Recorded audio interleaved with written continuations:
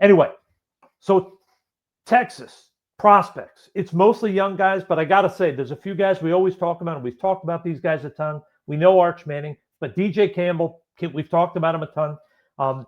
Really good football player, big in terms of looks the part on the hoof, even though he's only 6'2.5".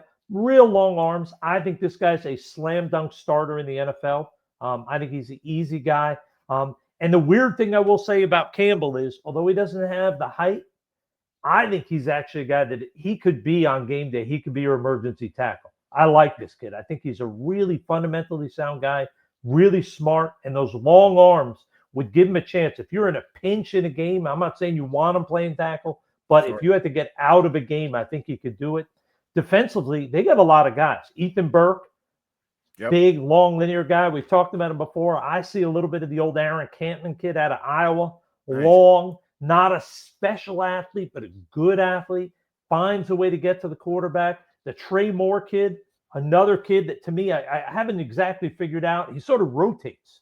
He's not always on the field, but he's one of the top guys on the team in terms of tackles, sacks, tackles for losses. And he was an impact guy a year ago that everybody thought was going to be a top 5, top 10 pick, elite prospect. Comes in this year, and it's weird how he's playing. Not in terms of that he's not playing well, but just that the amount of snaps, he's not always the starter. He comes in sometimes. It's odd, but this kid's a hell of a football player. I think he's got an NFL future. Hero Kanu, the guy who's come out of nowhere, they're tall, linear D tackle at 6'5", just about 300.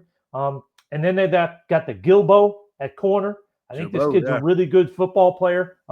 5'11", which really that's sort of the cutoff now. You get below 5'11" now, NFL teams like, okay, I guess so, but we don't really love it. Years ago, it was if you were under 5'9". Now it's up to 5'11". He's a good football player. He can run. He's long. And you've loved the kid. You've bringing him up since the preseason. Taffy, the safety. This kid you talk about a kid that's always around the ball, always making big plays. He's a really good football player. I like watching him play. Does he have enough on the top end in terms of athleticism to be more than a backup at the next level? I'm not sure. But I think if you're talking about a guy that could be a third or fourth safety, special teams guy, this guy to me screams 10-year career in the NFL, maybe with 3 starts.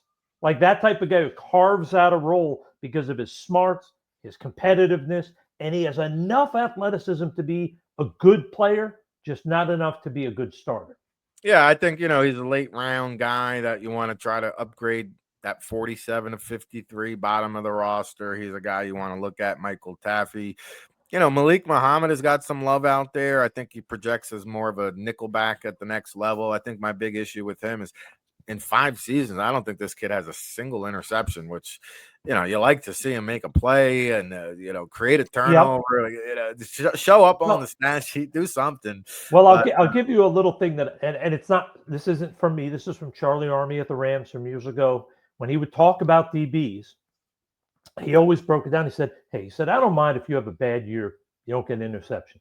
But he said, if you started for a number of years in college and I never see an interception, he said, there's either one or 2 things going on. He said, either you have bricks for hands or you have zero instincts. He said, it's one or the other. He goes, because if you've got instincts, you're going to get a chance to intercept the ball.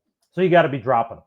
Or if you have great hands, you just got to not be getting opportunities to do it, which is because of instincts. So it's something that always triggers in my head when there's an elite guy. And I'm not saying first round elite. I'm just saying elite like a college player. Multiple starter at a Power 4 program. Yeah. And no interceptions. It's concerning. It's a red flag of he may be a guy that ends up getting in and always impresses the coaches in practice and then in games disappoints.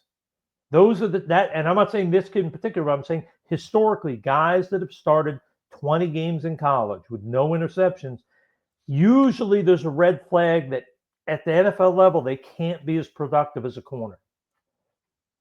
Yeah, and that we got to talk. We're talking defense. We got to talk about Anthony Hill. Didn't really get off to a fast start. Had a huge season last year. He's come on of late. But you talk about size, you talk about production, you talk about athleticism, you talk about versatility, you talk about getting after the quarterback, dropping back in coverage, roaming the sideline to sideline. Like there's very few weaknesses in Anthony Hill's overall game. And I know we're going to talk about another linebacker on the Georgia side of the ball, but I think Hill's right up there. When you get into the back end of the first round, this is a day one plug and play starter, I believe. And really, I have not come off of the Anthony Hill hype train, despite some of the others who have. Trevor Gooseby over on the offensive side, redshirt sophomore, starting tackle, little bit of buzz around him in terms of could he be a potential first round pick. I'd like to see him go back to school for another year, hopefully along with Arch Manning, who I'll talk about in a second. But Gooseby does have alluring size. He does have great length. He does have powerful strength. And he's done very well this season. Of course, C.J. Baxter and Quintavion Wisner is a two-headed backfield punch. I think both guys eventually land on the NFL radar. Maybe mid to late round guys. We'll see. I think they should also both return for another year.